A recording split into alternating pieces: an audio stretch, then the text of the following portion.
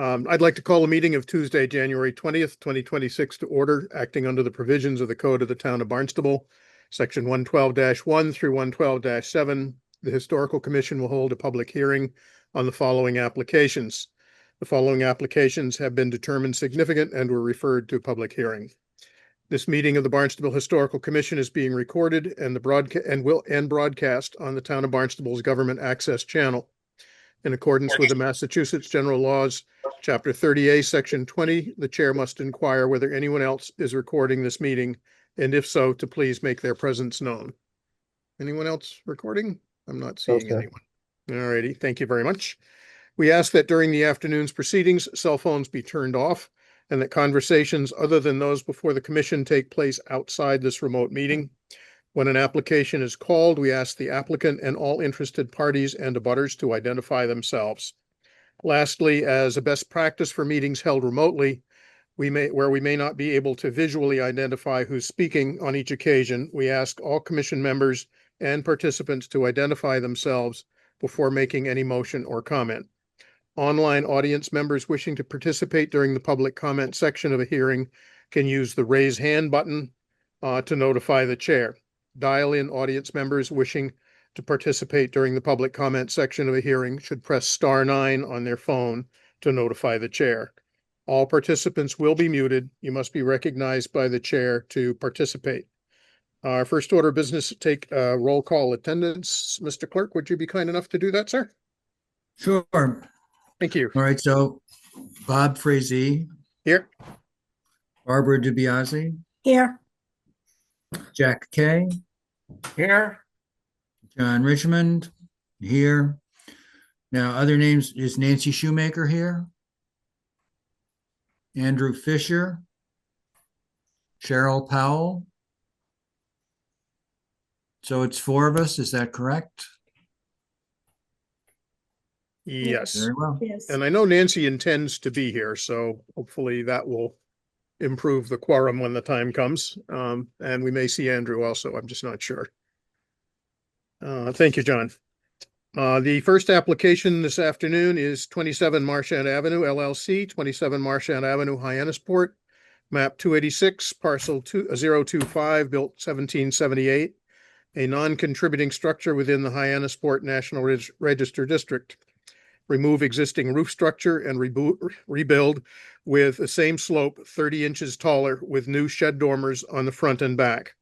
Replace door and window with sliding patio door. Replace large gable window with 2 smaller windows. Materials and details to match existing. If I could have a motion, please, to open the public hearing from a commissioner. Motion to I open move we public open- hearing. Then I second. Thank you very much. John, would you please take the roll on a vote? Certainly, on the opening, Bob Frazee, Yes. Barbara DiBiase, Yes. Jack Kay, Yes. and John Richmond votes yes. All righty, thank you. We're in the public hearing. The applicants are welcome and invited. Please to let us know what they have in mind. And welcome. Hello, my name is Greg Legault. I'm the architect, and Carol Croate is also online if there are any questions for her. She's the owner. Great. Those pictures did come through. Great. So the intent, as you read, is to, there's an existing 3-car garage with some small amount of living space next to it on the first floor. With currently the second floor is just loft space. It's roughly 7 feet right at the peak of the ridge, and so there's about 3 feet of walkable space in the middle, but that's it. And so our intent is to raise that roof up and then add some dormers to make it a usable space for Carol has a large family with children and grandchildren. When they come down to visit, to sort of have their own space to be usable.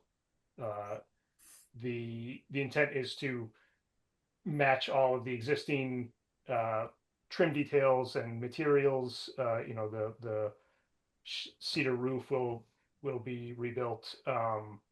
and all of the trim will match what's existing today. So it's really just sort of raising that roof up and adding a couple dormers, one on the front, one on the back.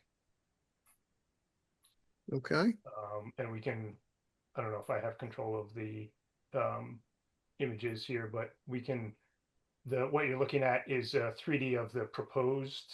Yeah, these are the existing is on the bottom, and the proposed is on the top.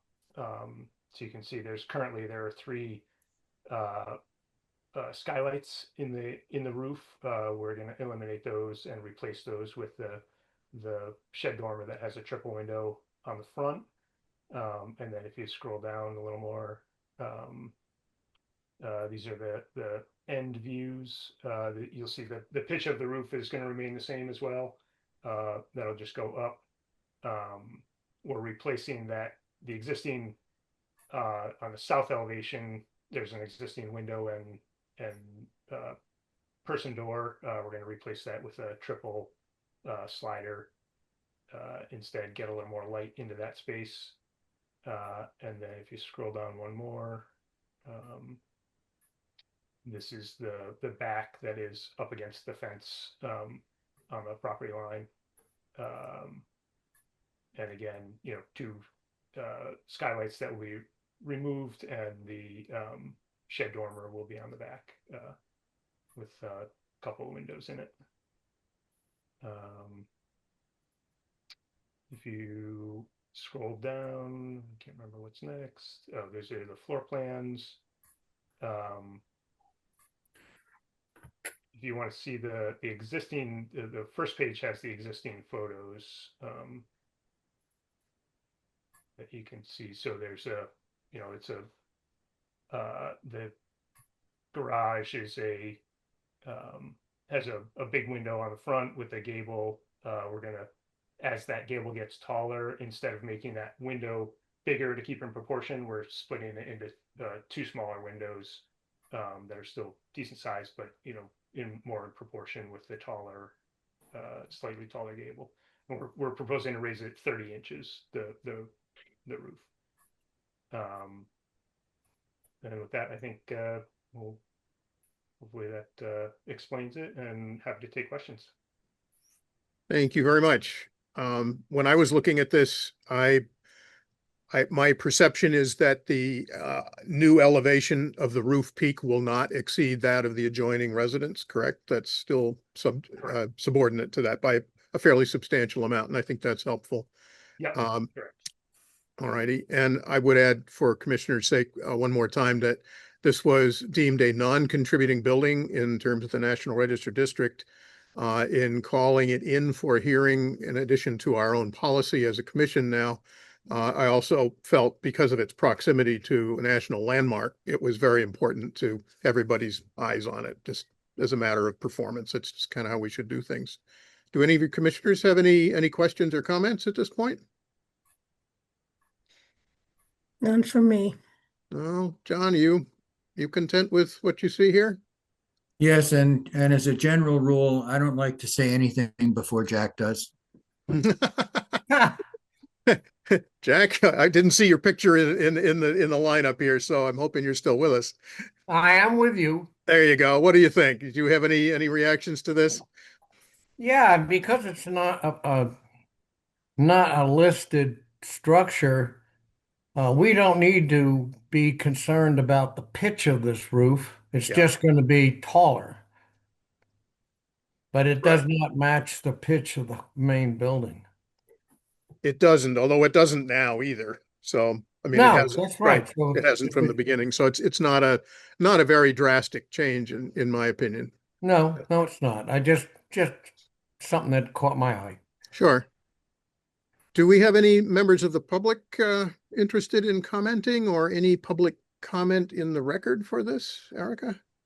Chair, this is Erica Brown. I do not see anyone wishing to speak to the item at this time, and no letters were submitted for this item. Okay, I see Commissioner Powell is with us. Greetings, Cheryl. Nice to see you. Thank you. All righty. Well, then I would entertain a motion to close the public hearing, and a second for that, please. I'll So make, moved. I was in it for it, so. Thank you. And do I have a second? I'll I'll second. second it. All righty. And John, would you please call the roll for the closing of the public hearing? Certainly. Close the public hearing. Bob Frazee, Aye. Barbara DiBiase, Aye. Jack Kay, Aye. Cheryl Powell. I can't vote because I wasn't here for the first part of it, but thank you for offering. Fair enough. And John Richmond, aye. Excellent. Thank you. The public hearing is closed. We should move on to the reading of the motions. Any one of the commissioners may do that, although, Don, if you would like to, you're welcome to. I'll leave it up to you guys to pick one. I would just like to point out that for me to read it, I have to read it off of my phone. Oh, So if somebody has it in normal size print, it would be helpful if they would do so. do I any, can do that. This is Barbara. thank you, Barbara. That would be excellent. Appreciate it. You're welcome. This is the motion for 27 Marchant Avenue, LLC, 27 Marchant Avenue, Hyannisport, map 286, parcel 025, built 1778, non-contributing structure within the Hyannisport National Register District. Partial demolition, remove existing roof structure and rebuild with same slope 30 inches taller with new shed dormers on the front and back. Replace door and window with sliding patio. Replace large gable window with 2 smaller windows, materials and details to match existing. Motion 1, I move that after review and consideration of public testimony, the application and associated materials, the significant building at 27 Marchant Avenue, Hyannisport is a preferably preserved significant building. Thank you, Barbara. Could I have a second, please? I'll second that, Jack Kay. Thank you, Jack. An aye vote will impose an 18-month delay. A nay vote will not impose an 18-month delay. John, could you please do a roll call vote for us? Certainly. Bob Frazee, Nay. Barbara DiBiase, Nay. Jack Kay, Nay. Cheryl Powell. I can't vote because I wasn't part of You it. still didn't hear? Okay. And John Richmond, nay. All righty, thank you. And Barbara, the second motion, please? Yes. If motion 1 fails with a nay vote, I move that in accordance with section 112-3F, the Barnstable Historical Commission determines that the partial demolition of the garage located 27 Marchant Avenue, Hyannisport is not detrimental to the historical, cultural, and architectural heritage or resources of the town. Second for that, please? I'll second that, Jack Kay. Thank you, Jack. John, a roll call vote, please? All right. Oh, Bob, I'm sorry, I just Bob want to, Frazee, I just want to add, an aye vote determines that the Sorry. partial demolition of the garage structure is not detrimental and no demolition delay will be imposed. Sorry, John, didn't mean to step No, on that's you. good. So Bob, Aye. okay, Barbara DiBiase, Aye. Jack Kay, Aye. and John Richmond, aye. Great. Well, thank you very much. I believe we're in good order with that. Thank you And so good much luck with for the project. Appreciate it. Thank you. Now, our next hearing is for 94 Stevens Street, LLC, 94 Stevens Street, Hyannis, map 309, parcel 231, built 1902 in Katuitt and moved to Hyannis in 1949. The application is for full demolition of the existing buildings.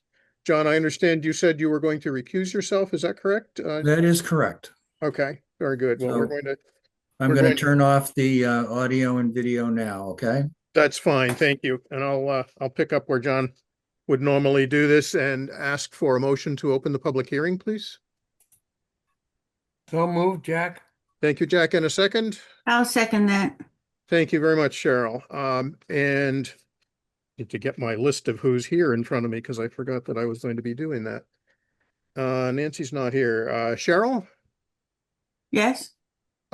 Yes, okay, thank you. Jack Kay, Aye. Barbara DiBiase, Aye. John Richmond not here, Andrew Fisher not here, Robert Frazee, aye. We are in a public hearing. Point of order, Where is Bob, Yes. it looks like Andrew is actually here. Oh, I beg your pardon, Andrew. I'm sorry, I missed you, sir. Yeah, I'm here. I like that. And how do you vote, sir, on the opening of a public hearing? I vote aye. Thank you very much. So there's no effective change in the result, which is excellent. And we are in a public hearing for 94 Stevens Street. I want to welcome the applicants and their representatives again to our forum. Attorney Kenny, I saw that you were here earlier. I'm looking for a picture of you in my sidebar, and I'm not seeing it at the moment, but that's all right. I understand Better that. off. Oh, come on. Hi, now I do. I don't believe that for a minute. But thank you for that. So this has been an interesting saga, and I know that it's got new beats to it. And I believe I'm up to speed, but I'm not certain that all of our commissioners are.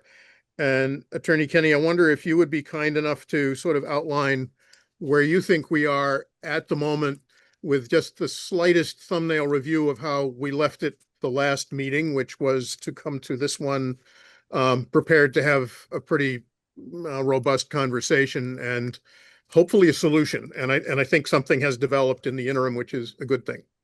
So the floor is yours, sir. Yes, thank you, Mr. Chairman, members of the Historical Commission. For the record, Attorney John Kenny, law office in Centerville, and I come before you representing 94 Stevens Street LLC. This is our, I believe, fourth appearance before you. We originally came before you back in November of 2023, seeking approval for full demolition. After a lengthy discussion, it was voted to impose an 18-month demolition delay, and we were encouraged to go out and see if we could find somebody that we could move the historic portion of the church building to another location. The portion that was moved from Katuitt into Hyannis, not the additional wings that were added onto it. After lengthy attempts to find a place to move it, we did find a place to move it, and we were going to relocate it to 25 Lincoln Street in Hyannis as an addition to an existing church on the corner of Lincoln Street and West Main Street. But that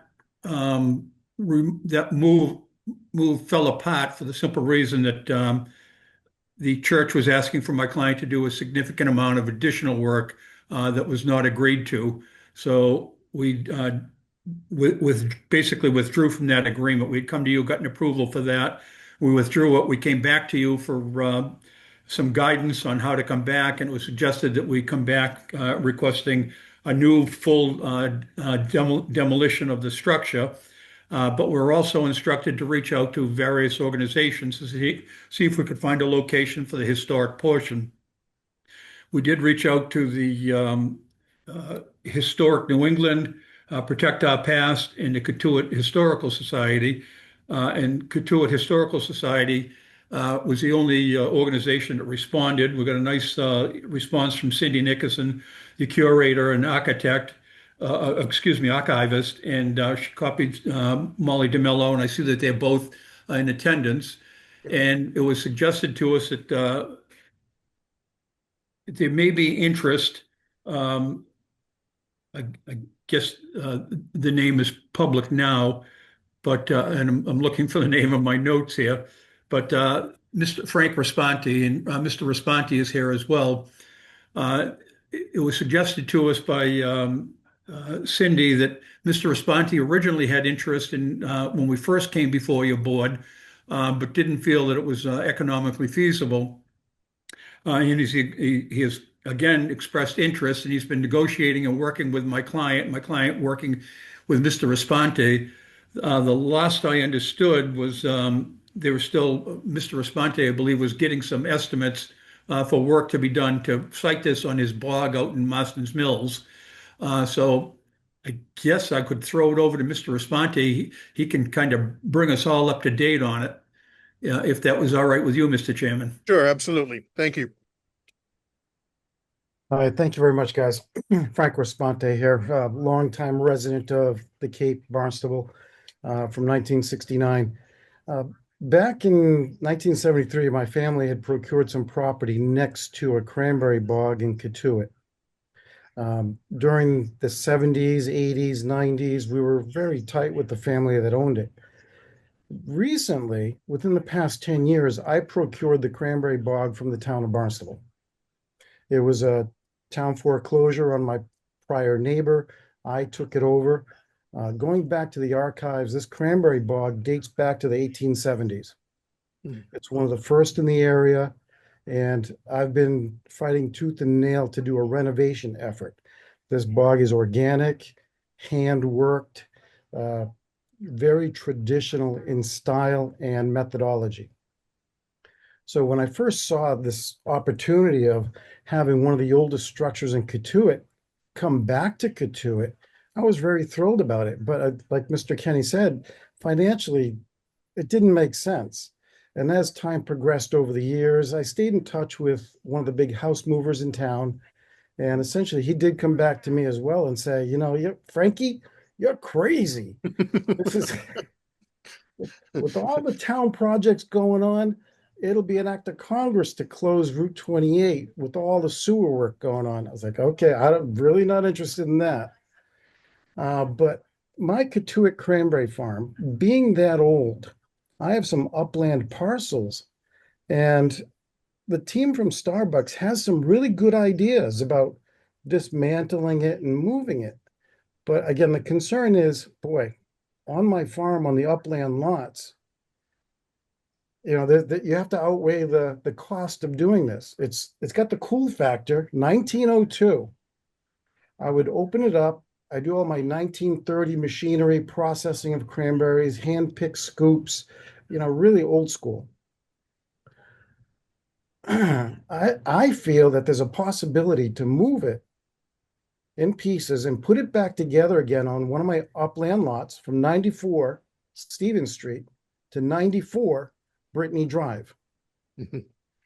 No, that's kind of cool. 94 is another thing. Maybe it's fate that we make this happen. But what we were talking about last was, what was the structure internally? We want to learn behind the sheetrock, what is still there? What can be done to take it apart and bring it back up again, being weather tight and, a safe building to go back into. So I took a look at it, took some interior pictures, brought an architect friend of mine over, and we've been mulling it over. It's like, yeah, this is doable, but we need to learn more about the bones.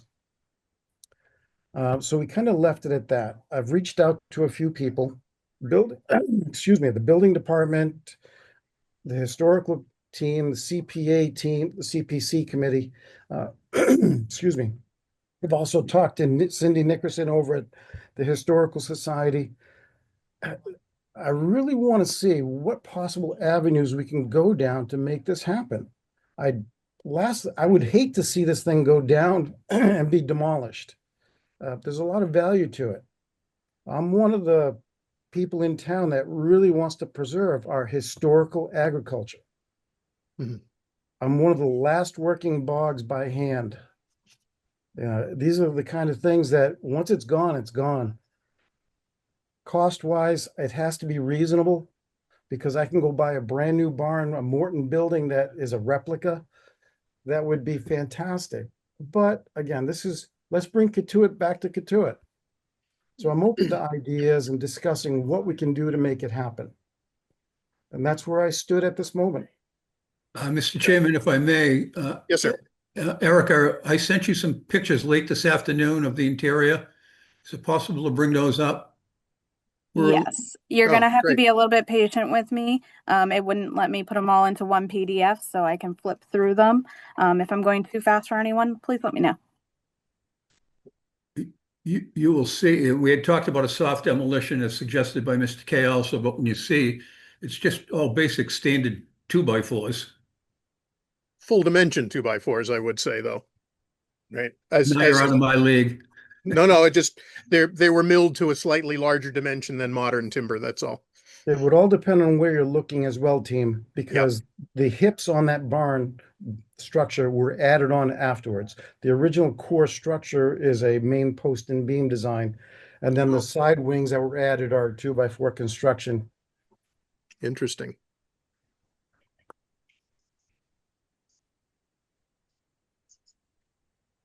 Well, and we're looking at galvanized screen lath as opposed to, wooden lath, which is fine. It's period appropriate. Yeah, the current owner, the team at Starbucks, their ideas are, they got a really good idea, taking the sheetrock out, take the insulation out. What Yeah. can we do to make it a historical structure, barn style? And I would open it up as a storage building. Like I said, I've got a 1930 Hayden separator. I've got 1930s, 40s, 50s cranberry scoops. I've got a brand new tractor. Hey, but I would use it for storage and processing of the cranberry materials. I would also open it up to the public. I do weekend pick your own experiences. Bring your family, cup of coffee, donuts, come out and grab your cranberries, come back to the processing center and do it right there.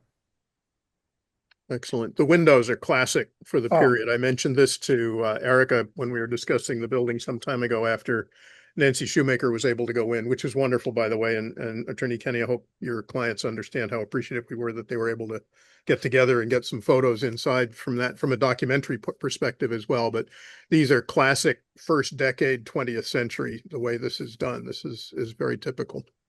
So the nice thing about this structure, what you're seeing is the front view of the facility.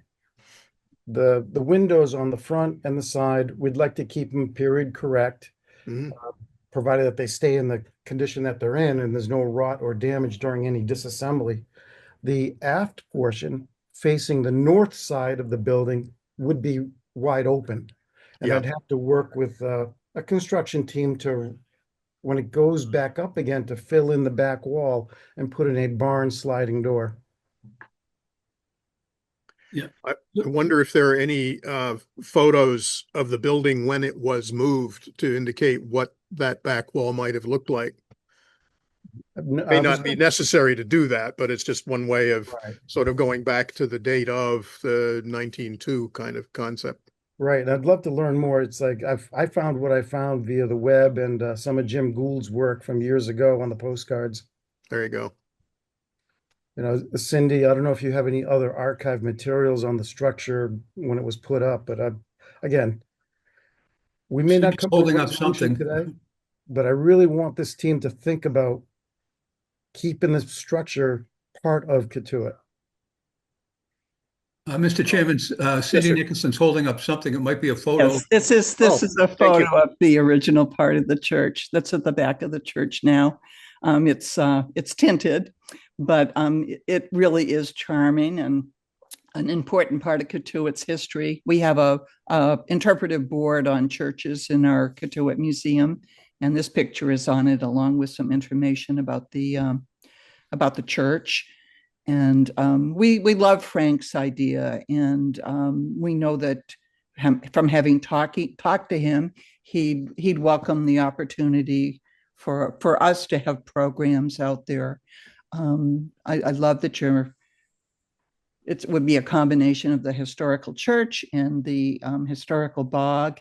We see the potential for something like a small cranberry festival out there. It just seems like a really good opportunity for us to partner with Frank and make it into an educational opportunity for the people of Katuitt and beyond. And Mr. Chairman, if I may, just to Yes, sir. kind of clarify where my client stands. Yeah, thank you. I was kind of my mind was drifting in that direction pretty fast too. We've requested full demolition. Yeah. But as we discussed at the last meeting when we came to you informally, we want to tear down the non-historic portions and then take down and I'm not sure how they'll section it, but section it, and we can wrap it and store it in the parking lot until Mr. Responti is done with his research and maybe even going for CPC funds or whatever. So when we ask for full demolition, we want to take it down, but we want to preserve the historic portion of it and wrap it up so it can be moved to a new location when found, but obviously within a reasonable period of time. Sure. So when I asked for full demolition in the application, it wasn't. I don't want anybody misunderstanding. We're not looking to just demolish this historic structure. We're looking to take it down, preserve it, and hopefully find a new location. We've made multiple efforts to find a location for this. As I summarized before, we talked to the Riverview School, the Irish Village, the town of Barnstable Recreation Department, the fire department, came up with all zeros until Mr. Responti stepped forward. So we're hoping we can work it out with him. But in the meantime, my clients would like to get on with their own project on that site. Of course. No, I fully understand that. Before I address that directly, and I most certainly will in just a second, I want to mention that we do have two letters of public comment, which are in the record. One from Pamela Brown, who's the president of the Hyannis Historical Society, opposing full demolition. But I believe in the context that you just described, she would not, I'm going to read between the lines here. My belief is that she would support the preservation of the historic building in the manner we're discussing here. And the other from the Historical Society of Santuit and Katuitt, pretty much spelling out what Cindy Nickerson has just told us and what you have told us also, Attorney Kenny. And I want to say personally, I appreciate very much hearing from two of our town's historical societies on a matter like this. We don't always succeed in fully engaging them actively in matters of this kind, and I think it's really important when it's possible to do so. And I'm really pleased with this. To the matter of your clients' needs, I totally understand that they need to get on with the project that initiated this matter in the first place. And I want to thank them through you for their perseverance and patience to date. I think it's quite impressive, to be candid. And thank you for staying in the game also, so far as this is concerned. In discussing this matter with Erica Brown prior to the hearing, and I understand there have been at least some conversations within the Planning Development Department about how we might approach this. I believe one of the alternatives proposed was to recommend not an approval of the demolition per se. Hi, Nancy Shoemaker. Nice to see you. At least not in that manner, but essentially to impose our demolition delay, which is really one of the only tools we have in our toolbox, but do it in the context of permitting the demolition to occur during that delay time in the manner that Attorney Kenny was just proposing. And that was discussed by one of the Starbucks employees or principals at our last hearing, which was to take the building apart carefully with the eye towards reassembling it in the future and being able to preserve it on site during the time frame between when it is taken down and when a final determination about the possibility of this proposal of moving it to it can be brought to fruition. And the only question I have I have two. One is whether that idea is acceptable to the applicant, and also whether we can come any closer to having some sense of a timeline, partly for the sake of the applicant, honestly, to know when we would either be all in or giving up on this idea of preserving what they will have set aside on site, because eventually they're going to need that space for their construction project as well. And I'm not quite sure where to go with that, other than back to you, Attorney Kenny, and see what you say. But I also, Cheryl, I see your hand up. I'm sorry. Yes, I do. Ahead. Yep. I would like to ask the question. I mean, I think that's a good idea, but how would it be preserved on site? Would it be in some sort of air pressure containers or whatever, just so it's not just left there with the mercy, more of the mercy of the weather and that? Do we have an idea how they're going to preserve it on site? I believe Mr. Meyer, the principal for Starbucks Construction and the principal on the LLC that owns the property, is with us. Roberto, can you speak to that? Yeah, sure. Good afternoon, everybody. Hi. I just want, like, the main thing that I was explaining to Frank before, like the way to do this, we have to cut it, the church in pieces. They have big walls, big roofing, like that is. So I was talking to one of the guys that could transport this on the streets, and then we can only be 12 feet wide on the trailer. So, like I said, we only going to be able to cut it in pieces, like 12 feet wide. So, like, for example, like the side walls, so maybe cut it in half. So the roof line, we're probably going to have to put it apart in like 3 or 4 pieces and then put it together later. Stuff like that, there is not much way of doing it. And then when we said to leave it on the job site, or you know how you got like usually wrap the boats with those Yeah. plastic, something Pressure. like that. That is they usually do a lot of those kind of stuff with houses in P-Town and Nantucket and stuff like that. Mhm. So Yeah, that's what we're thinking about it. that sounds reasonable. And that's what you had outlined a little bit at the last hearing, which I Yeah. appreciate. One of my thoughts would be to be sure that anything that's being stored for any time is up off the grade a little bit. So maybe sticking Yeah. it with some blocking or something to make Yeah, sure yeah, that yeah. it isn't sitting Of in course, puddles yeah. or whatever. But Yes, I Commissioner also Powell. like this that's called shrink wrap, which you use for the boats. Yep. But the thing is, when you put it around boats, it's usually when they're putting them into dry dock, which is literally, it's dried off mostly beforehand. But you're talking about plastic and things that weather quite well, and it's not for long term. How I like the idea of shrink wrap, but how will you make sure that what goes in is because wood is a completely different material than what boats are made out of. Mm-hmm. How would we preserve it while it's in there? Well, the trick is to keep moisture away Yeah. from it Well, that's just primarily. it. If it And goes, because it has natural moisture in the wood.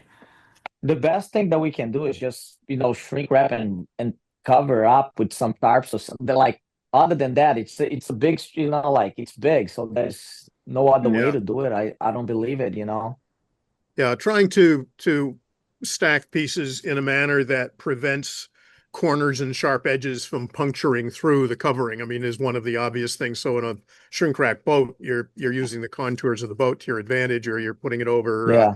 pieces of PVC tubing or something to put an arch in it.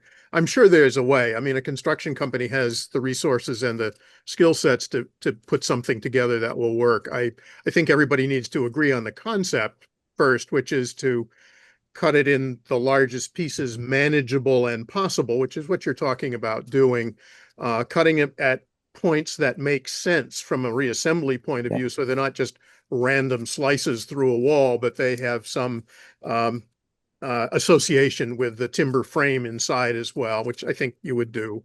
And Yeah. then just making sure that common sense prevails on managing how it's covered and looking after it for a while. I don't think we can do better than that, truthfully. The idea of trying to find a building to put it in, I think, is pretty onerous for the applicant. And I don't see that as realistic, because that's going to involve moving it like twice instead of just once. I don't think that would be possible. Nancy Shoemaker, Commissioner Shoemaker, saw you with your hand up. I'm sorry. Yes.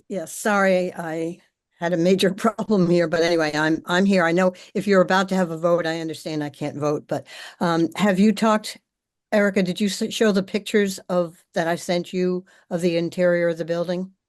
I had showed the ones that Attorney Kenny sent, but I can bring those up as well if you wanted to Okay. go through. Again, I'm sorry I wasn't here at the beginning of this hearing, but the back of the building is not something that should be saved. And maybe you already know that and you're not doing it because this is the one section I think needs to be saved. But you'll see a few other pictures coming up. You can go ahead.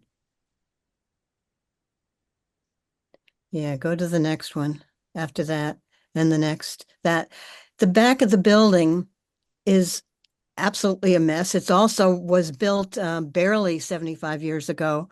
And from what I was told from people who were working with the corporation, that they the fire department in Hyannis has been using it for training, not the front, but the back section.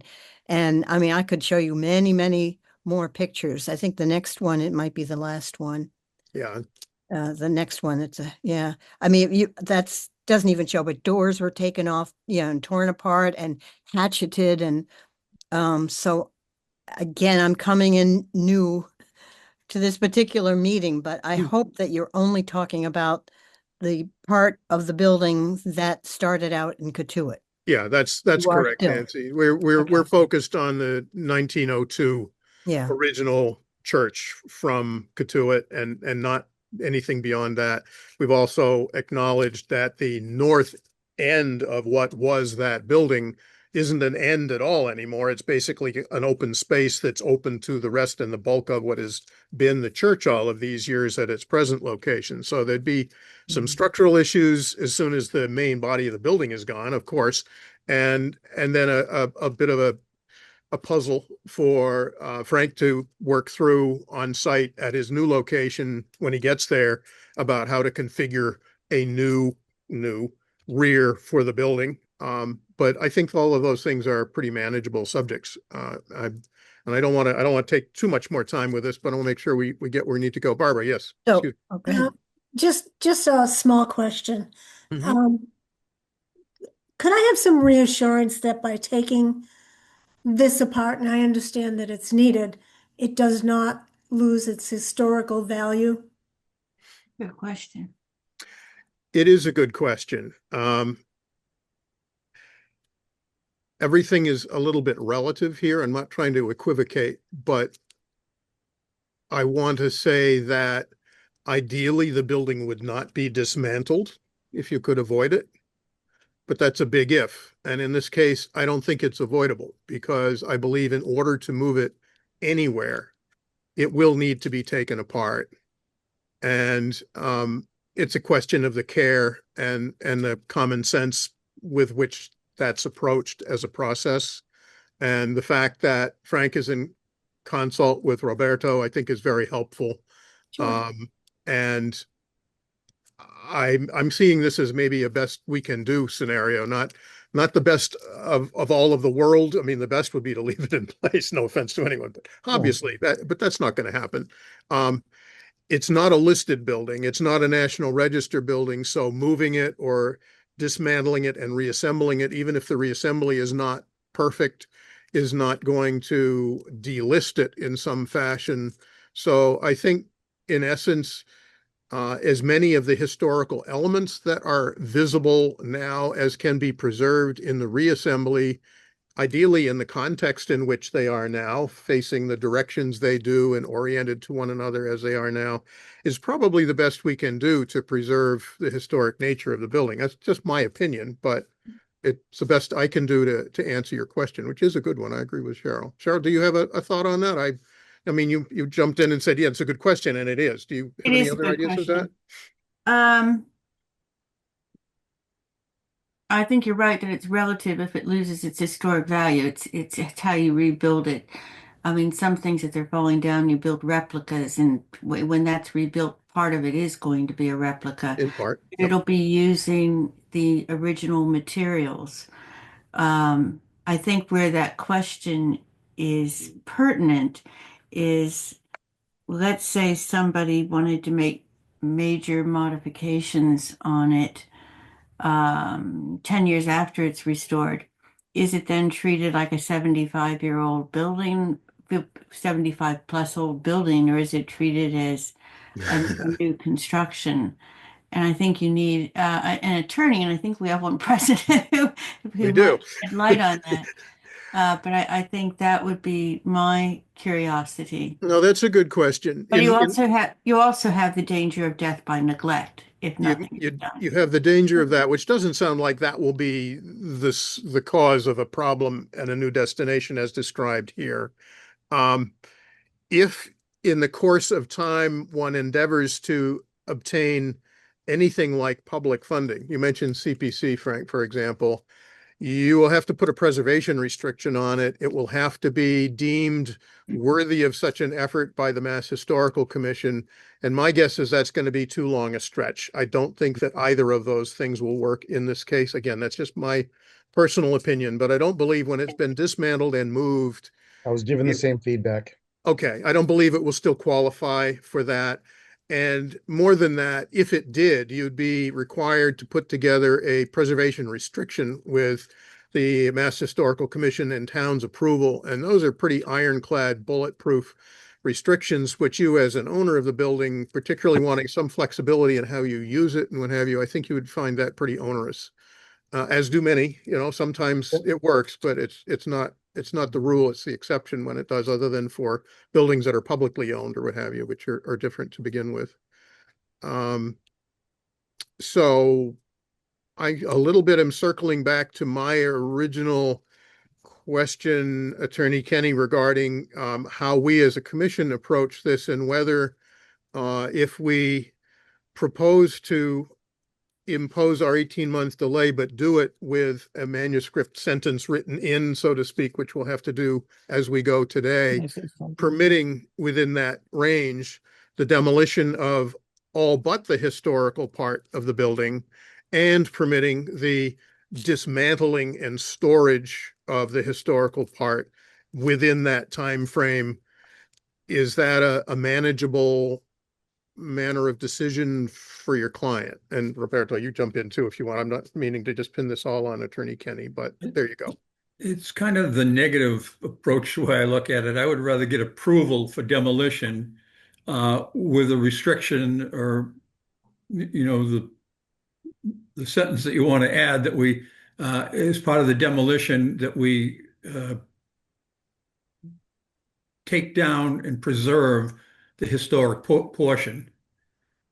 It's kind of, I think if we get a negative determination and an 18-month demolition delay, we're going to have a lot of explaining to do to the building department when we go in for our demo permits. But if we have approval to take it down, and I mean, I think my client's shown some pretty good faith here. Oh, yeah. Trying to preserve this and kind of structure it so that we get approval for demolition with a caveat that the historic portion be dismantled and stored on the site for an agreed upon period of time. 18 months seems like a long time to me, but. Well, the 18 months is certainly always shortenable. As we know, whenever we rule that way, it can be reduced or stopped when a solution is found. Erica Brown, you and I discussed this over the phone prior to the hearing today, and you're the one who mentioned that Jim Kupfer had been consulted on this matter, and it was his opinion, help me if I'm paraphrasing this incorrectly, it was his opinion that given the tools we have as a commission, the only way we can exercise a vote permitting a demolition but also limiting it was to use the demolition delay ordinance. Is that the right way to put that? Or, or Corey, somebody help me out here a little bit. I don't want to get off the edge of the dam and get wet. In conversations with Director Kupfer, he did mention that, probably the best way to go about it would be to impose the 18-month delay, but it is up to the commission on how you would like to proceed forward. Attorney Kenny did bring a very good point, and it's up to the commission on how you would like to proceed, because we can always add a restriction in the decision either way, or, alleviate the demolition in the decision. And we can make that very well known to the building department as well. So either way, we can make sure that we word it correctly. Cheryl. Yeah, it's my opinion on it is, I agree with Director Kupfer, because, we have to look at it from all different angles. That does give us some sort of control on it. In other words, as it was presented at the beginning, that 18 months gives time to find a place to put it.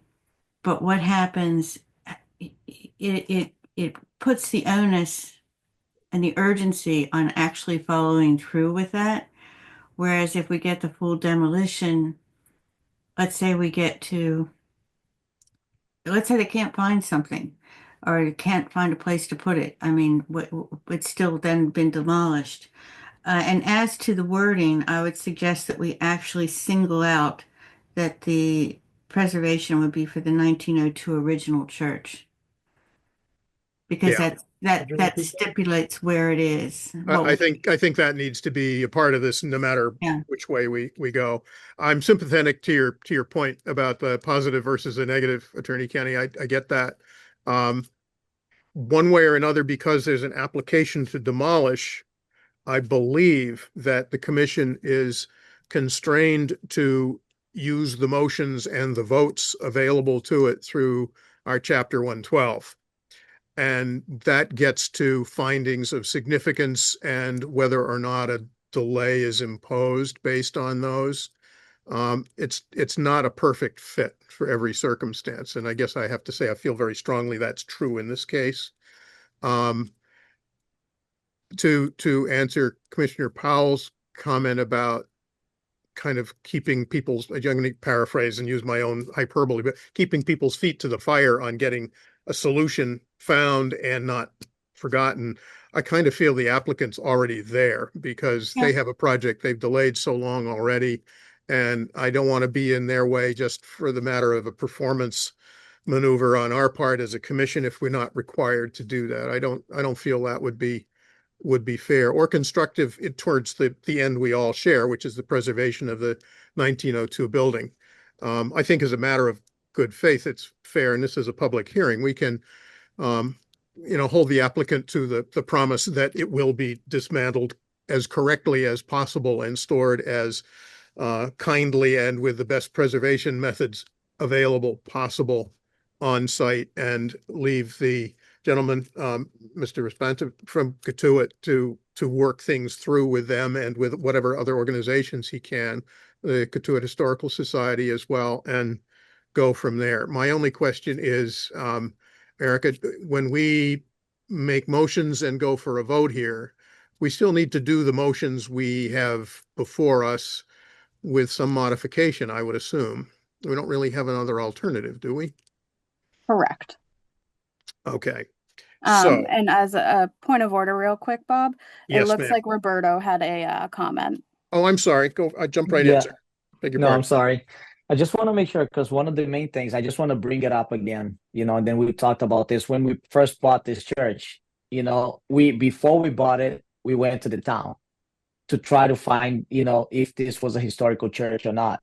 So Mhm. we invested $1 million into this project just to buy the property, plus whatever we already spent it. We already had to do the project twice, because the first one that we did it, which was, we were always following what the planning board was telling us how to do the drawings, the plans and everything.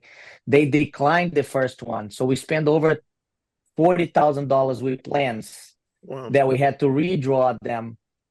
So, and then we only found out that this church was historical, like after we went to the Cape Cod Times, because there was nothing on the town, there was nothing saying that was historic.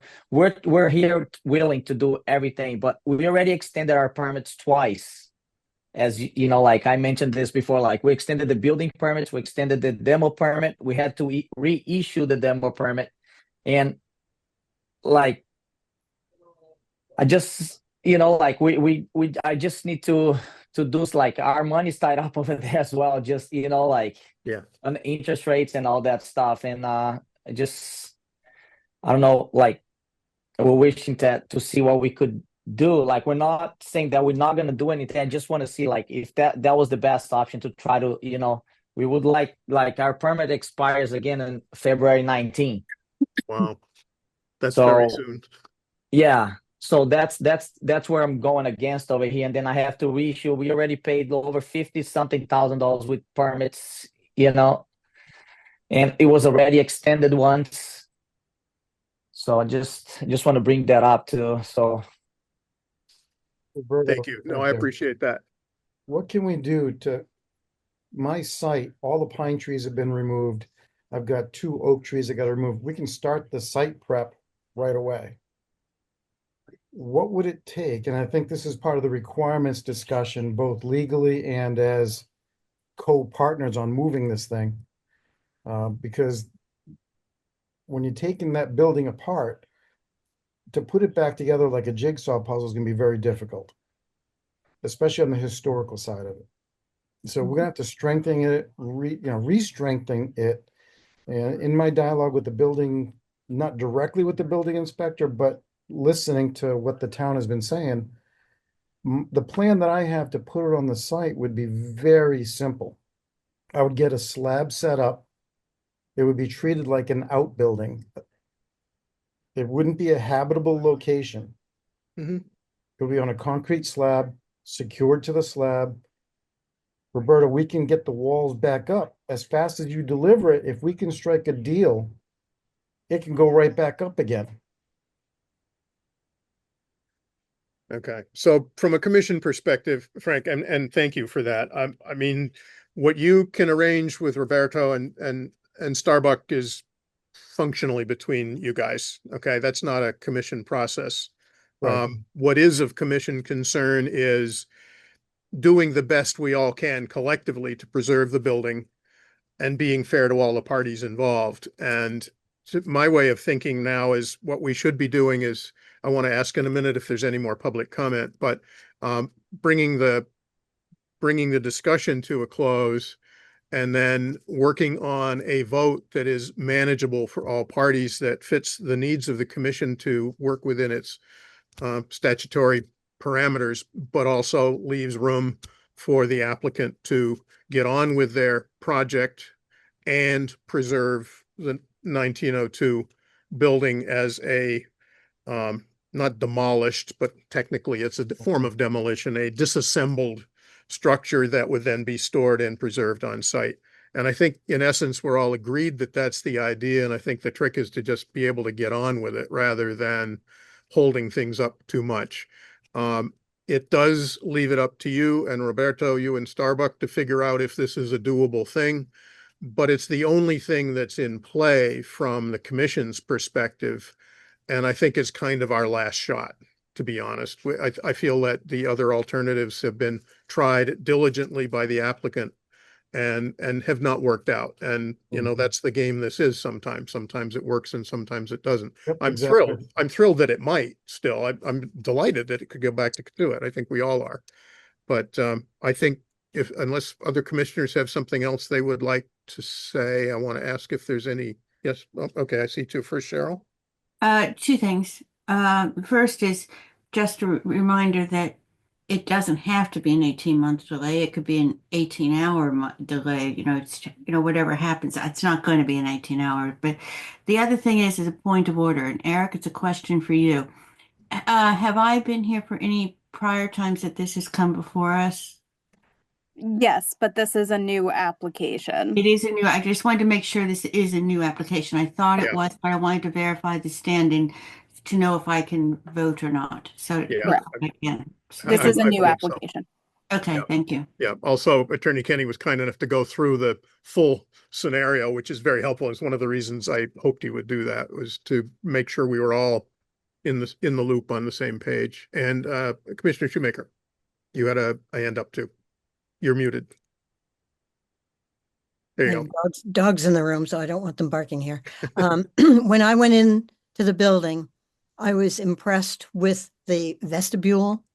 And I must say, I was getting a different opinion, I think, because again, I'm sorry I missed the first part of the meeting and I know I cannot vote, but it seemed to me the church with pews and all that's a lot of material, and yet it's not a lot of design. And I wouldn't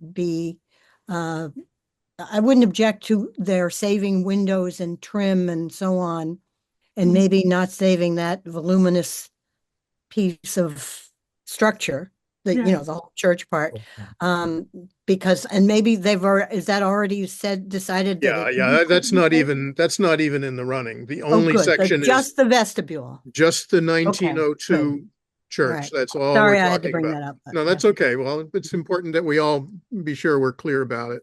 Hmm. Do any other members of the public have any thoughts on this? I know we have two people from Katuitt still here with us, and I'm grateful for that. Do you guys have any? Hi, Cindy, dive in. Hang on, you're muted. There you go.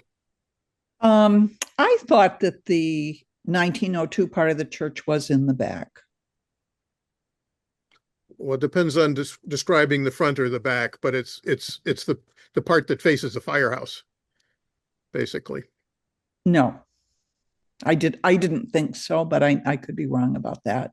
Well, I believe that's I did correct, go isn't it? over there when we heard that the church had been purchased and toured it with a couple that have belonged there a long time.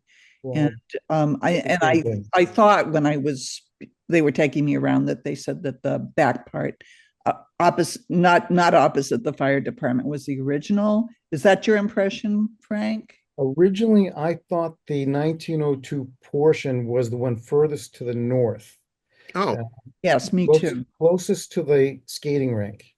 Yes. I went there and took photos of the perimeter and got myself acclimated to it. As I dug more research, I was told, no, Frank, that is not the portion. The portion is the vestibule to the south, which is directly facing the fire station. Now, Okay. things have changed so much over the years. Someone really should do Yeah. an evaluation of that because you don't want to tear down the wrong section. I Mhm. totally agree. We can't, um, I wasn't aware that there was a discrepancy on which part was the original 1902, but if there is, do we not need to clarify that first? Go if Yeah. anybody has the original photo, they can put it up on the screen. I can talk to it. oh, there we go. Thank you, Cindy. Oh, yeah, okay. Yeah.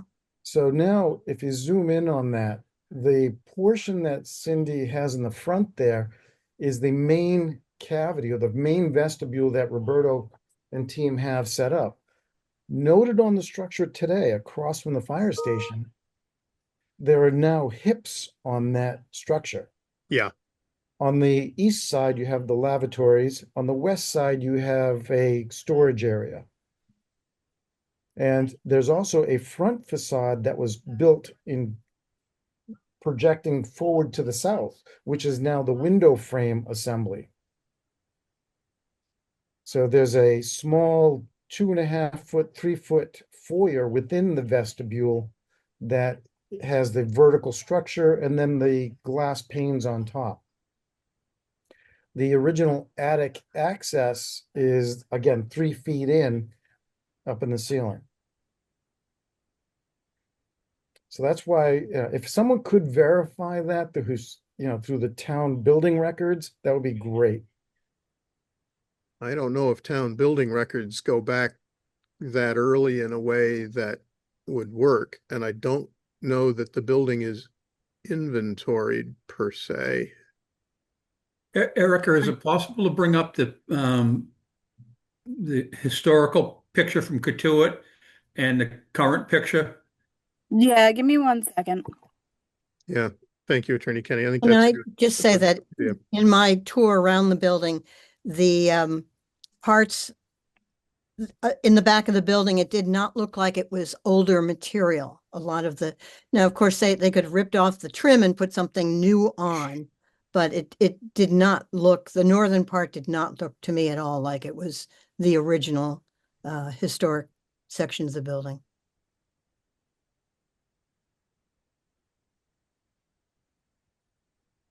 That's the area that we believe is a historic section, looking at that picture and Don't, the yeah, don't you 1902 guys picture. think that it could be just that gable end where that big screen window, like that big window is, which it could be the door, and there was, like the way if you guys look at it, see the big door of the picture that Cindy Yeah. has, and it could be the gable end. I don't know, like I but have a picture of the side door. see like that big door. It looks like the big window that's on that gable. Don't you guys are like, Well, it mirrors the shape of that. yeah. Yeah, Would and you like to see a picture of the side door? Yeah, it's Yes, please. the building's I'm going to 22 have to find it on my other computer, so it'll be just a second. Roberto, if I remember correctly, it's 22 feet in depth and 33 feet in width with the hips,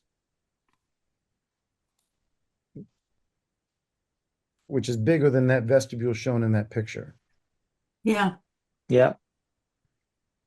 So That where we have the vestibule- hips today, Frank, it's where the bathroom is, where that little Yeah, entrance yeah. on the side is, that's probably, I think those bathrooms were added in the 40s or the 50s. yeah. Like, just like I told you, I think that little front porch was as well, because Yeah, it's lower yeah. than the rest of the flooring. Yep. We talked about that, remember? Right. And exactly. I wouldn't even want the flooring because we're going to set it on a slab. Yeah. I think I have to say I agree that it's critically important we understand exactly what part of the building we're identifying as the 1902 section. Do we? My impression all along has been that it's been this end here, which is south facing, not north facing and facing the fire department. But if that's wrong, 2 years making a ago, I big thought the mistake. same thing. Yeah. When I first started looking at this 2 years ago, that's what I thought. And then when I started getting back involved, you can see in this, yeah, that's changed quite a bit over the years. There's a long corridor, and then that building to the end, that's to the north. That's where we are there. That's the north end. Yes. Correct. That's the one facing, the skating rink on the other side. Right. Now, at first, I thought, hey, wait a minute, that's the building. It's like 30 by 40. And then I talked to the Hayden Moving Company about moving the two structures, either that side or the other side, and they said, no way. Right. Yeah, I think we understood from the beginning here that in order to move anything was going to entail taking it apart and transporting it. I know. Yeah. So again, either way, I don't want to lose 1902 structure. No, I don't either. If it doesn't work out, you know what? Everybody tried. Everybody tried. That's certainly more than true, but we need to make a form of decision at this point today that helps us move forward. And I'm a little flummoxed by the sudden question of, so which end of the building is 1902? That's not something I was prepared to be an expert on. No, I wasn't either. Chair Frazee, can I make a suggestion? Yeah. I think we're all kind of flummoxed. We don't know which part is the 1902. And we all know that whenever something, like if you take a building that all looks like it's part and parcel the same, and then you renovate one section of it, wherever it is, then the other section that remains looks like it's the older part, but you don't really know that because it doesn't necessarily follow through. I would not want to make a mistake here. What could I suggest that we continue it and get that ascertained? Which part is the 1902? Because there's so many different opinions here. Is it the front? Is it the back? Is it the north side? I don't want to hold this up at all, but I just question what, if we're not sure what we're making the judgment on, Yeah, I understand. we need to be certain.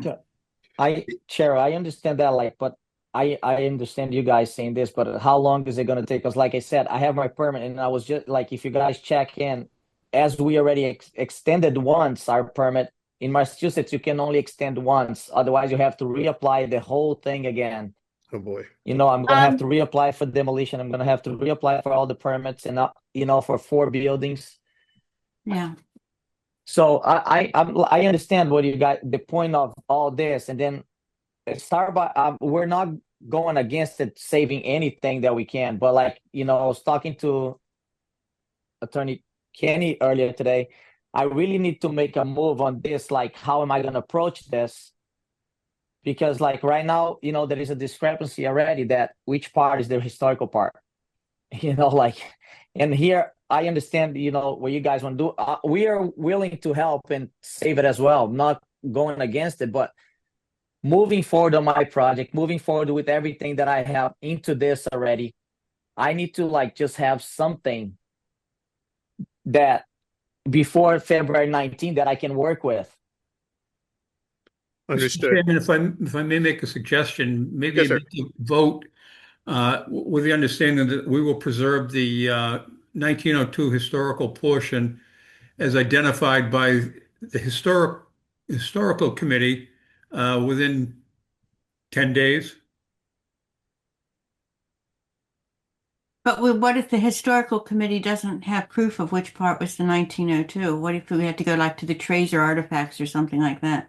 Well, I mean, if we can't even identify which portion is a historical portion, what is the value of this building then? And sadly, I agree that that's a fair question.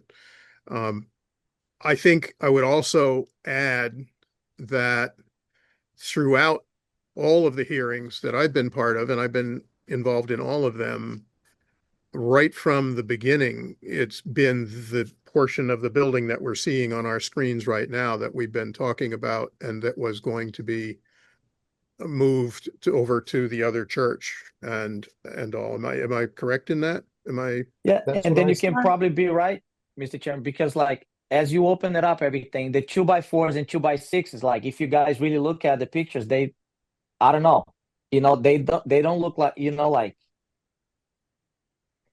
What, they don't look like doors. when was this originally constructed? 1902. Those are not 1902 walls in this Thank you, picture. Jack. When would you estimate those to be? This is a much later construction. Can I point out that Jack is the resident architect for AIA on this, with the commission? That image that you showed is the hip side. It's not the main structure. See, that's the doorway on the side right there on the left-hand view. Yes. That's the hip that was added. So he is right, but you don't have the correct pictures of the core fabrication. Okay.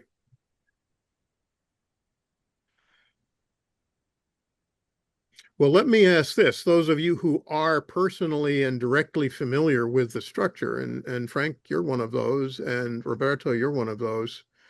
In your opinion, are we correct in our assessment that this end of the building and this section of it is what we are appropriately discussing? I'd like to get. I don't think that picture that we've been discussing as the end is 1902 at all. It's got some things, some features in it that I don't, yeah. don't really match 1902. This doesn't match the picture of the building in Katuitt at all. That end was never the end we're seeing in the original picture in Katuitt. That is not the structure. That right there probably went away when they moved the building because that's an alcove. Yeah. It is an alcove, yeah. And it isn't the right height. No, it's still there. And if that's what you're considering is the 1902, that's not what we've been looking at with the domed window above the door. Oh, yeah, I hadn't noticed that. Not only that, the door in that picture we've been looking at all along is very modern. It looks like Yes, that a is. storefront door. I agree with that. Yeah. Of Guys, course. And the that roof over the door doesn't match anything in that building. no, that was added afterwards. You can see the 4x6 timbers that were going in. It's got the 2/3 rule for the timber extension. Yeah. That window that you're discussing right now, if you zoom in a little bit on the doorway, the double door, Roberto and I were making a comment that, again, there's about 2.5, 3 feet behind those aluminum doors. Then there's the wall. So that we were saying that glass structure was added as a facade front to the building. Absolutely. I mean, that's the only way it could be built anyway. Correct. Behind that glass is all cathedral, and right in that top wall, Roberto's son was showing me, there's the access way to the attic.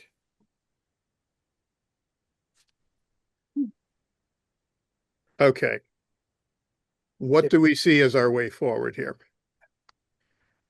At the beginning of this, I was prepared that we would be working on a vote towards accomplishing the preservation of a portion of this building, and now we're discussing which end is correct, and I don't understand what we're going to do to resolve that. The more I look at these pictures, the more I look at these pictures, the more I see a building that got some of its major architectural features rearranged and reused on its present site. Yeah. From where they were arranged in its original configuration. I'm looking at these doors and I'm wondering, are those the original doors that were on the end of the church as it was in Katuitt? The shape is right. The proportions are right.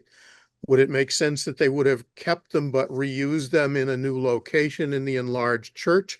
I kind of think so.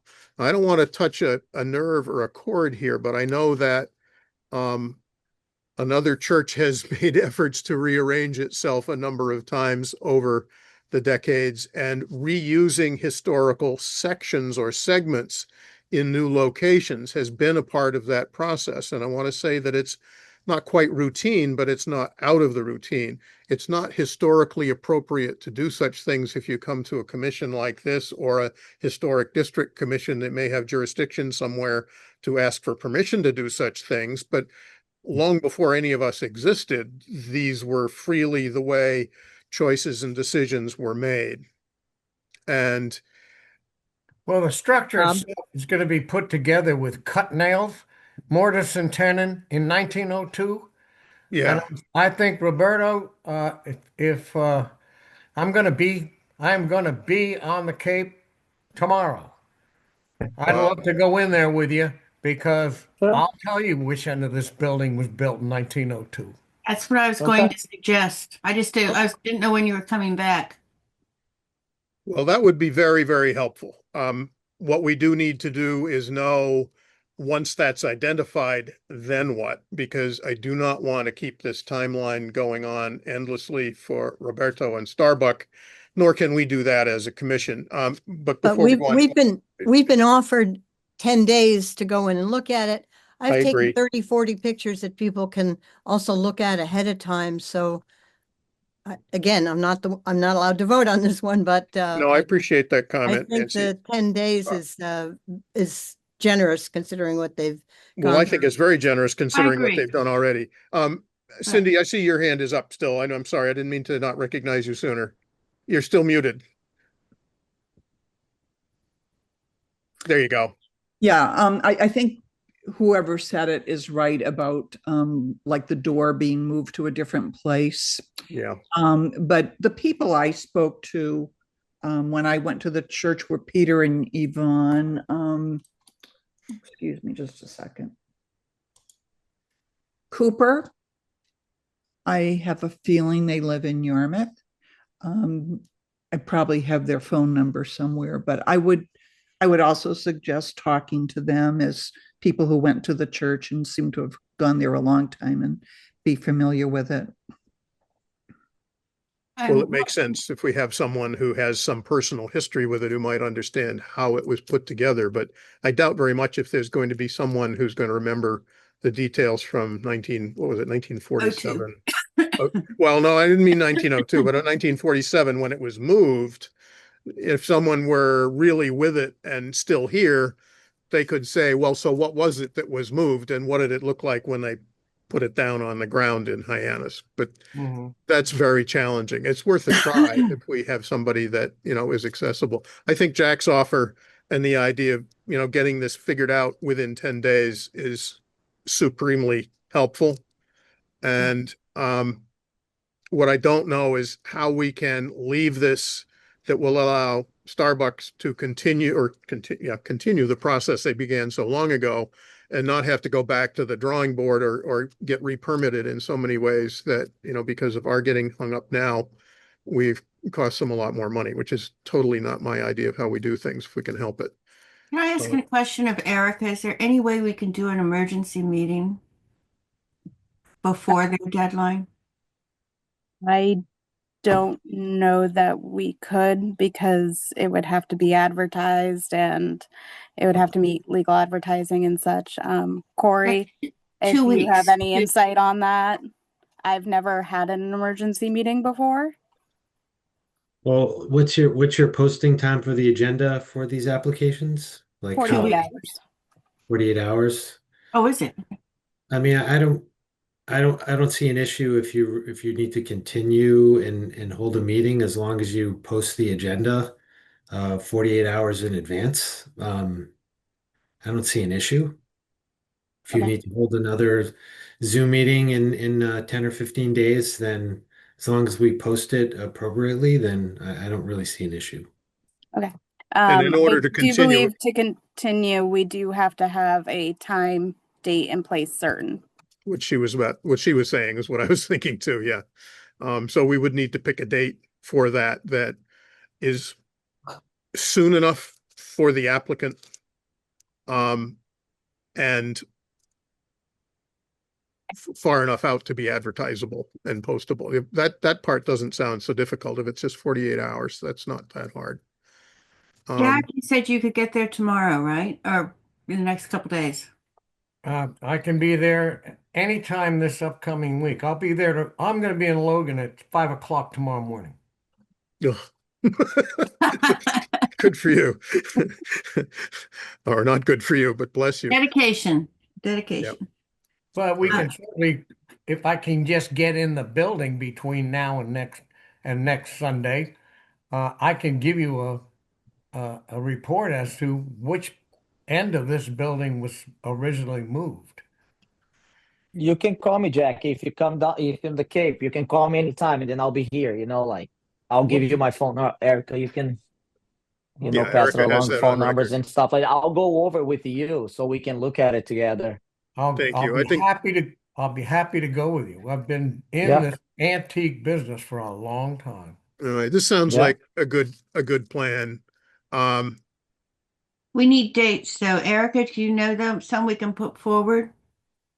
And then we need Attorney Kenny and Roberto to decide if what we're proposing is an okay idea for you guys. But it would be essentially a request for a continuance to this date specific short term. We'd hold a special Zoom meeting early in order to try and get this done for you and for us, with a determination about what we're talking about. If Frank looks at it by, if we have an answer by Sunday, is that something that we can do by next week already? Why not? I don't see why not. Yeah, you know what I'm saying? Like, so we don't have to. Yeah, Roberto, the agreement for you and I is a go either way.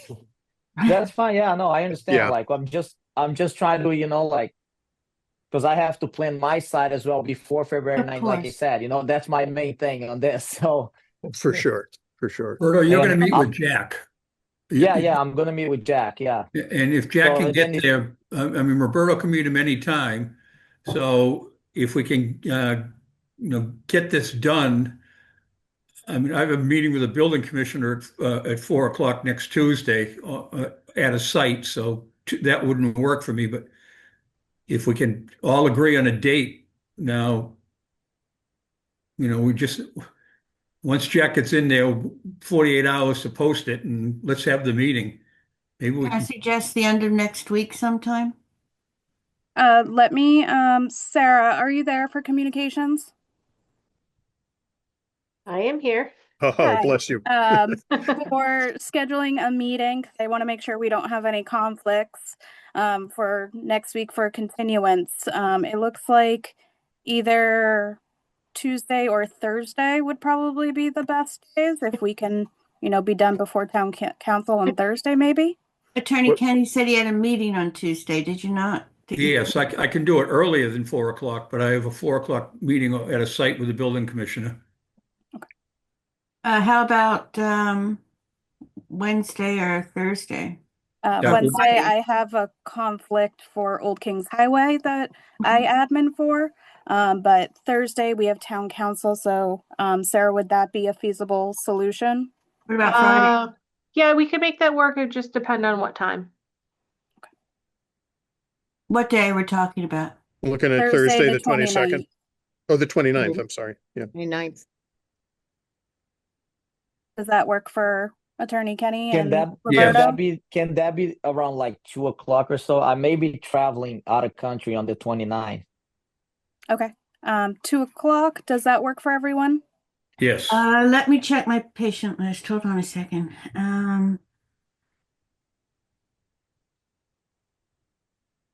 And this is going to be a one item agenda. So although we will need to talk, we don't need to, dig in and spend a great deal of time. I hope. I don't think so. We should know by then exactly what's going on. I will try. I'm definitely, I work from minimum 8 till 4:30 every day. So I know I have patients scheduled then. I'll see who they are. As long as they're not crisis patients, I'll move them around over to Friday or something. If Tuesday is easier for the committee, if we could do it at 2 o'clock on Tuesday, the 27th, I could make that. That works for me too. That would be fine with me. Less than perfect for me, but we don't have to have all of us there either. No. No, we need to have a quorum of those who can vote. So it has to be those who are qualified from this hearing going to that one.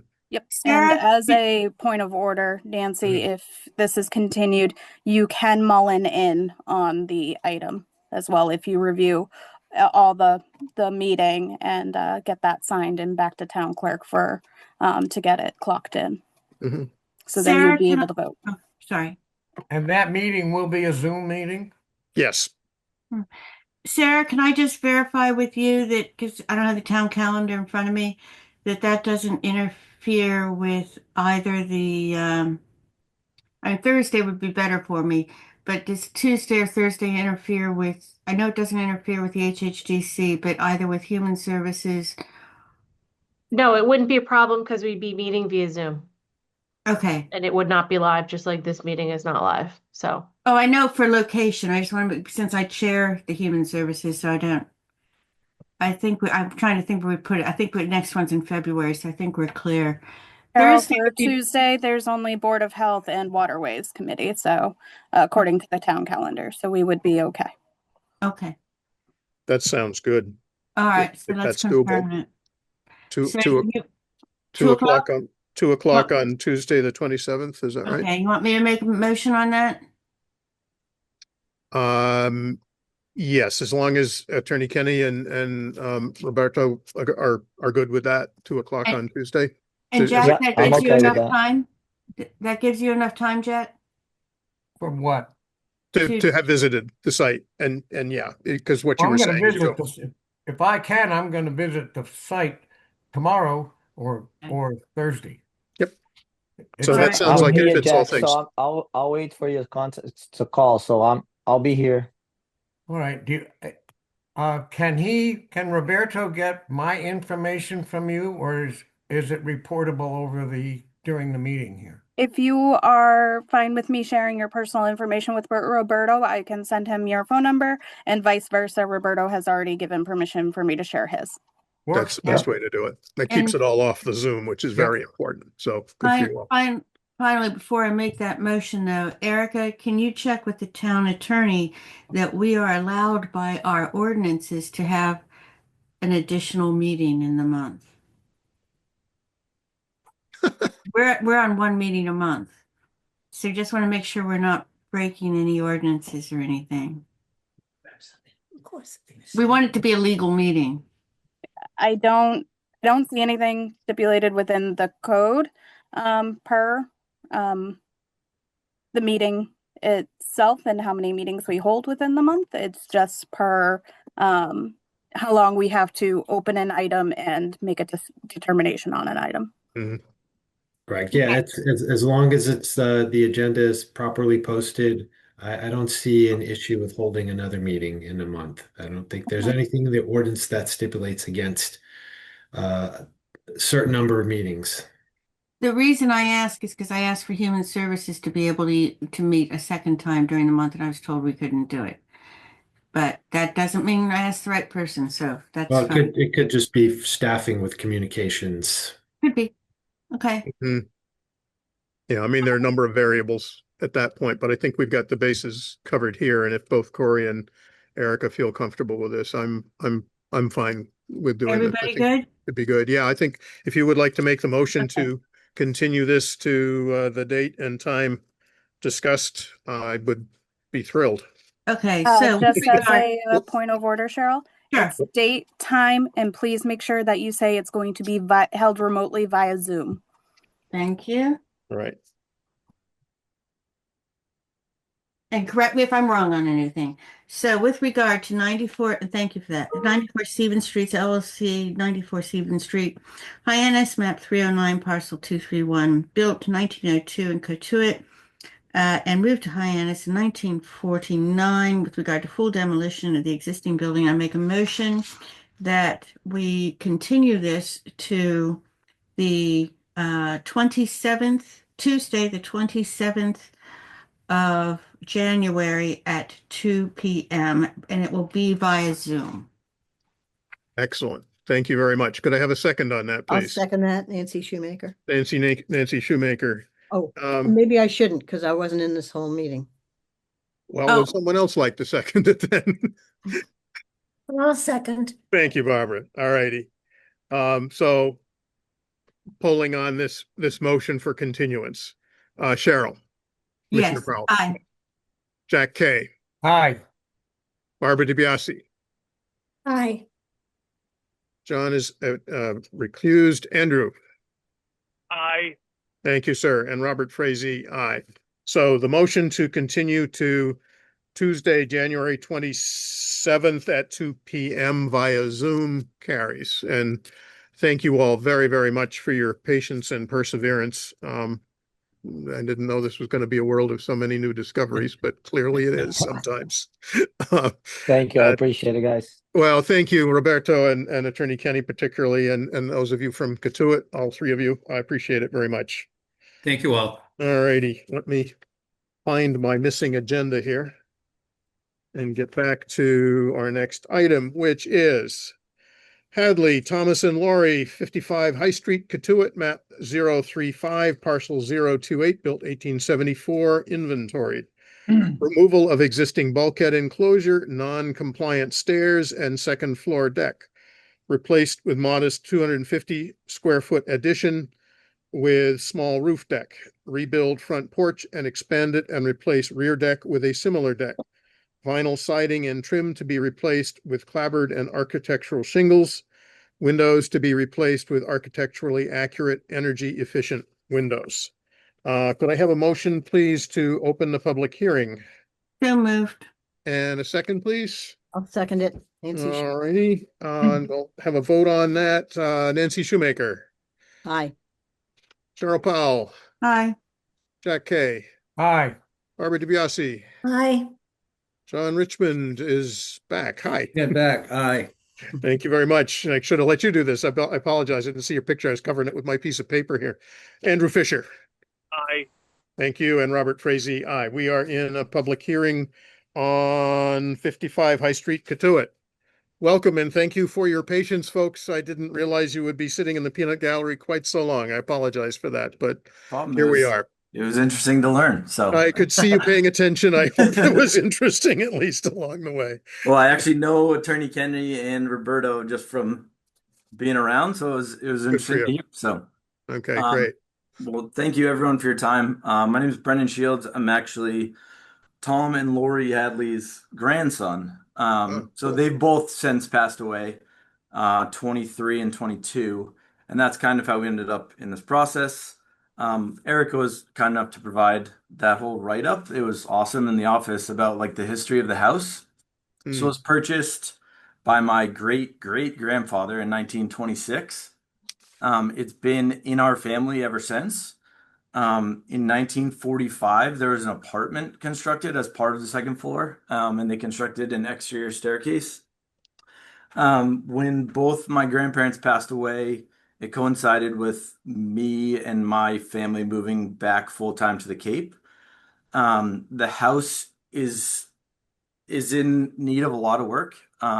My grandparents were pretty frugal people. I know there's some Katuitt people on here. They were very active in Katuitt, but my grandfather did everything himself.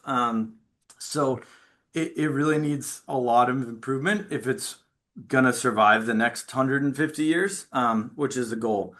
So right now my aunt's in there part-time. She uses it. She's spent a lot of money trying to just keep it up. But my son, this is not relevant to the house, but relevant to the backstory. My son was diagnosed with cerebral palsy. So we were moving to the Cape to get better care, family, all that.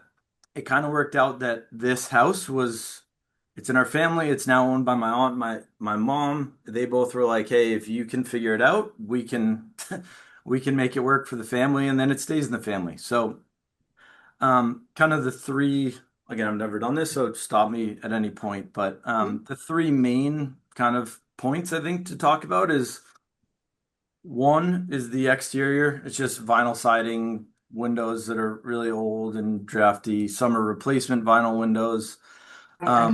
Another change is the front porch, just extending that to wrap around, which actually, looking around at some of the other houses in Katuitt, like 38 High Street, which is kind of diagonally across the street, that was done a few years ago. the Hales house at 41 High Street, which is directly next door. Very similar. So that's one part. Then the other part that I wanted to talk about was the access to the apartment right now is an exterior staircase. As part of our plan, we'd be removing the staircase, removing that apartment. That would just become part of the house again. And replacing what is now a bulkhead I under the can't stairs. bring that up anymore. What'd you say? Sorry. Cindy? I don't, think it was, yeah, I think yeah. somebody's not muted who maybe All needs to right. be, but Got it. keep going, Brendan. Sorry. Yeah.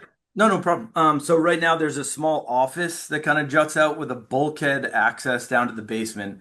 The idea is to completely remove that exterior staircase, and there's a one-story addition that's about, I think it's about 250 square feet that runs along that first. I mean, you can see it right here on the right side. That's the addition compared to what was the exterior staircase. So the staircase will be gone. That addition is actually inside what is now the staircase. So from like a massing perspective, it's actually smaller than what's there. And then the last thing, right now there's a back deck off the back. We'd be removing that and replacing it with a smaller back entry. So that's kind of the three moving pieces here. So happy to answer any questions. Well, when I reviewed the plan, the things that I noticed that I thought might change the appearance the most from the street and the public view, which is what matters most, which by the way was fascinating and challenging to try and view today since the firehouse is very under construction. Oh my goodness. And you got to Yeah. really make an appointment to drive down High Street at the moment. Yeah. But anyway, that doesn't change the viewscapes. The changing of the configuration of the porch and roof is a change on the facade of the building. That's something for the commissioners to think about. Yep. My feeling about the exterior stair and the changes to what would be the north elevation of the house was that while visible from the street and there's no screening or anything, but trees or anything, I don't think what's there contributes tremendously to the architectural value of the two mansard Second Empire buildings as one unit as they are anyway. So I don't feel personally there'd be a great loss. The only question I have for you is in your text you commented on and some of the call outs in this section, you talked about replacing some of the steep slope side shingles on the second story with, maybe I'm misreading this, asphalt roof shingles. Is that correct? I think what that's probably referring to, no, I think basically everything that's going steep would be wood shingles. Okay. The roof Okay. would remain asphalt as it Okay. is. Mhm. But it would be, I actually saw a good indication of it. Again, I don't know if anyone's in front of their computer, but there's a house at 30 Ocean View Avenue in Katuitt, which the garage is kind of, it has like the skull shingles, which we wouldn't do, Yeah. but it's kind of the same idea. It's like I know what it's you're saying. clapboard on the bottom, shingles on the top, which as like the mansard roof simulates. And because we already have the existing asphalt roof, we would keep, and that's only a few years old.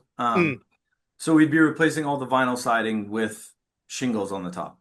Good for you. That's what I was hoping you might say, but Yes, that was my yes. concern. And I just driving through even a small section of Katuitt where Second Empire structures like these are, I won't say they're common, but they're hard to not find. Well, I was looking at that upper story to see how the treatments were, just in case any of them had been roof shingled down to the gutter level, if you will, of the top of the first story. I didn't find any that had, which No. made me happy because I don't believe they should be. No. But it does happen sometimes, and usually in a more urban area, and it's more like a mistake architecturally. So anyway, I didn't mean to get into a long-winded soliloquy here. Commissioners, any of you have any questions or thoughts on this from what you've seen? No. No. I'm not being knocked over with Nancy? Yeah, owning a house that's a mansard roofed house, I appreciate what you are doing. I just think I don't see anything wrong with any of it. It's great.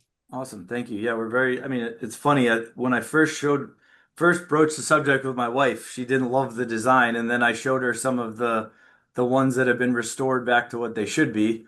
similar to like the 38 High Street. And then she was like, "Oh, I see it. The vinyl siding that was put on, I don't know when, 70s, 80s, Mm. and then just the overgrown landscape. It's hard to see what it should be. But the idea is to bring it back to what it should be and keep it in our family for the next 100 years. So Katuitt that's great. is known for its mansard roofed houses. I wish Very Cindy definitely. was still here.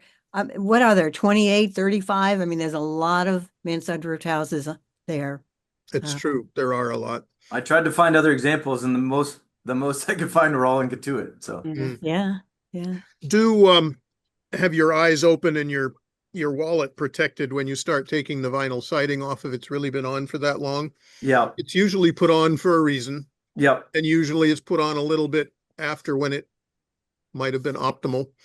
yep, And sometimes you'll find a fair bit of siding that needs some help, which is not understood. to say don't do it. I just Yeah. saying, do it with your eyes wide open and you'll be Yes. fine. Yep. But thank you for going after that because it's something that needs to happen. Yeah. And even vinyl siding that's modern and put on correctly still does not breathe and behave the way the natural original materials would have. And well, it looks great from the street as long as it looks great from the street. But Yeah. other than that, you can't say too much for it.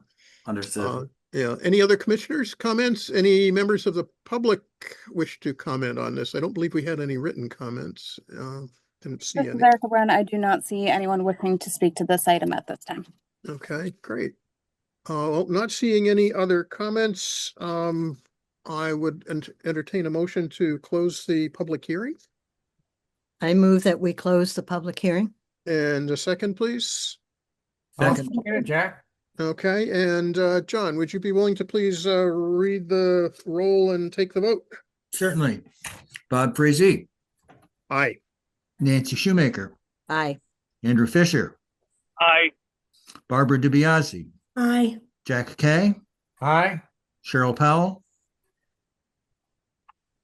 Cheryl did have to leave the meeting, so she Okay. is not going to vote. So John Richmond, aye. Great, thank you. That motion passes. And then we need to read the motions. Could I have someone willing to do that? John, I understand you're on a cell phone. That doesn't work too well, but Barbara, do you want to do it again or somebody else want to jump in? Sure, I can do it. Okay, thank you. This is for 55 High Street, Katuitt. Right. Motion for Hadley, Thomas and Laurie, 55 High Street, Katuitt, map 035, parcel 028, built 1874. Inventoried, partial demolition, including removal of existing bulkhead enclosure, non-compliant stairs, and second floor deck, replaced with modest 250 square feet addition with small roof deck. Rebuild front porch and expanded and replace rear deck with a smaller deck. Vinyl siding and trim to be replaced with clapboard and architectural shingles. Windows to be replaced with architecturally accurate, energy efficient windows. Motion 1, I move that after review and consideration of public testimony, the application and associated materials, the significant building, located 55 High Street, Katuitt, is a preferably preserved significant building. And do we have a second on that? I'll second it, Nancy Shoemaker. Thank you, Nancy. An aye vote would impose an 18-month delay. A nay vote will not impose an 18-month delay. Roll call, sir. Okay, Bob Frazee, Nay. Nancy Shoemaker, Nay. Andrew Fisher, Nay. Barbara DiBiase, Nay. Jack Kay, Nay. and John Richmond, nay. Alrighty. If motion 1 fails with a nay vote, I move that in accordance with section 112-3F, the Barnstable Historic Commission determines that the partial demolition of the building located 55 High Street, Katuitt, is not detrimental to the historical, cultural, and architectural heritage or resources of the town. And a second, please. Second, Second it. Okay. Thank you, John. An aye vote determines that the partial demolition of the single-family structure is not detrimental and no demolition delay would be imposed. A roll call vote, sir? all right, Bob Frazee, Aye. Nancy Shoemaker, Aye. Andrew Fisher, Aye. Barbara DiBiase, Aye. Jack Kay, Aye. John Richmond, aye. Great. Thank you very much. Awesome. Well, Thank you, Brendan, everyone. thank you for hanging in there as you did, and good luck with your No project. problem. And I was also going to say, I'm sorry that I wrote that description so long so that you had to read it 2 times, but No, don't worry about that. So I do Awesome. want to add, I want us all to note and appreciate the inventory form and its depth was all thanks to the late, great James Gould as one of his many wonderful contributions to Katuitt's history. That was really special to Yeah, see. my again. name's on it, Yeah, how which about is that? crazy. No, Like, I it's a didn't think good, anyone knew I existed, so it's that's a good, awesome. well, they did, clearly. Anyway, Yeah. thank you so much. Awesome. Thank you, everyone. Cheers. Thank you. All righty. I see a couple more things on our agenda, which I want to deal with quickly because we're going to run out of time. Under correspondence, we received a letter from the Cape Cod Commission, or copied on a letter from Cape Cod Commission on a development of regional impact with the Riverview School at 35 Scudder Avenue, Hyannis. I don't believe I need to read the letter into the record or anything, do I, Erica? It was informational. I didn't see anything in it that struck me as being of concern to our commission, or I would have made more noise about it. Did any of you read it and see that as well? I hope someone read it or looked at it. Yep, I thought it was more courtesy than anything else. Thank you. I think that's exactly right. There were a lot of people on the copy sheet. So anyway, that's reported in. We have on the agenda the approval of draft minutes from December 16th, 2025. If you've all had a chance to read them, I would love it if someone would make a motion to approve those minutes. So moved, Jack. And a second, please. Second, Nancy Shoemaker. Thank you, Nancy. John, would you mind please calling the roll for the vote? Sure. Bob Frazee, Aye. Nancy Shoemaker, Aye. Andrew Fisher, Aye. Barbara DiBiase, Aye. Jack Kay, Aye. and John Richmond, aye. Awesome. And other than the adjournment, which will be our last thing, unless somebody has something else, discussion of upcoming historical events open to the public. I don't have anything up my sleeve. Anybody else? Nope. I have We're good. something that's news to report of that Oh, sure. we are forming a 250th committee for the town of Barnstable. Oh, that's great. And I'll leave it at that. And hopefully and David Martin, did they ask you to join us? I don't know. Anyway, No, I've not going to been be approached in interesting, any and formal way. they're going to be adding a lot of information about the Barnstable's role in the American Revolution, and Mhm. Is kind of like Barnstable it's the planning a specific 350th. celebration of any kind? Do you know? Yeah, we will be planning. That's one of the things we'll be planning Okay. next Monday. So we're going to miss Marion Villamere and Deb and Ralph Crow, Yeah, who yeah. were major And organizers of Gould, the 350th and the 375th and We were all looking other at things. those, the 350th and the 375th. Yeah. And especially the 375th. We printed 3,500 of those, and there's still Mhm. plenty of them left. Yeah. So if you ever want to go down to town hall and demand 5 copies, I'm sure they wouldn't mind. No, I'm sure they wouldn't. They'd probably be happy that It's somebody got- would be interested in Got them. present and later, that book, looking back on it now, I'm pleased with it. Well, there you go. Does anyone else have any business we didn't anticipate that they would like discussed before we adjourn? I have think one we're- in February, but I'm not going to tell you yet because I'll tell you next month. Okay. A nice Very good. dinner and event for the Barnstable Historical Oh, I know Society. about that one too. Good. Well, save that because I hope Okay. we'll all be able to go to that. Yep. All righty. Well, thank you all for your patience today. This was a hearing with some surprises in it. I didn't anticipate one or two of the little twists and turns it took, but Indeed. with your cooperation and guidance, we've got a solution and a date certain for the solution, and I hope it all works. Jack, thank you for stepping up to go and visit the building. That's really appreciated hugely. I would appreciate it or entertain a motion to adjourn So moved. in a second. Second. And John, I think we need a roll call vote, however Oh. absurd that seems. Fair enough. Bob Frazee, Aye. Nancy Shoemaker, Aye. Andrew Fisher, Aye. Barbara DiBiase, Aye. Jack Kay, Aye. and John Richmond, aye. Well, thank you all very much. I believe we're adjourned, and